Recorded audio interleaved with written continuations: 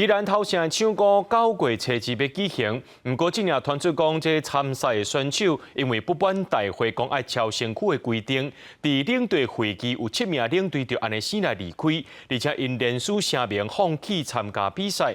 今仔日头城镇中原祭典协会就召开理监事会和竞赛事务组会议，初步决议讲，甲这放弃的队伍，也有这选手拢总除名，而且因也袂当去组别队来参加。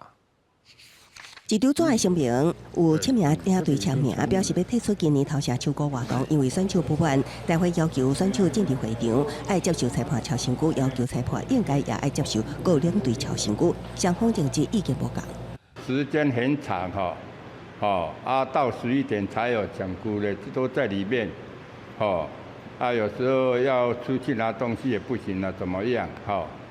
还有说进去要收身啦，一些选手都有不满啦。这摆头城唱歌有12队报名，宜兰县唱歌协会代表气赛选手发声。选手除了无想要放超身躯，也真肥。唱歌会场管制伤严，选手爱踮伫会场真久，无法度随意出入。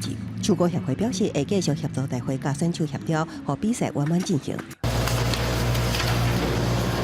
经过头城镇中原祭典协会召开理监事会，甲竞赛事务组会议初步决议，将7支弃赛队伍除名，另外7队选手袂当搁以其他队伍身份参赛，没收3万保证金。各位立备起开放其他队伍报名到离稿，原本5个人才会当组队的规定降低到3人。超新规定规则，等今年比赛结束才讨论敢是修正。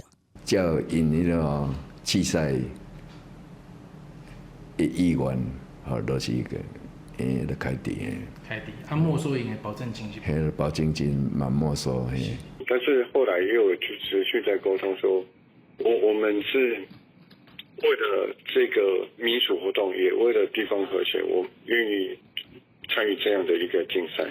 也不过，捌声明弃赛队伍表示，会继续甲大会沟通，希望下当阁有机会。强调只是领队会议气氛无好，为着民俗活动甲地方和谐，愿意继续参与竞赛，阁遵守大会规定。也不过，头城镇中原祭典协会表示，决议已经定案，未简单改变。记者综合报道。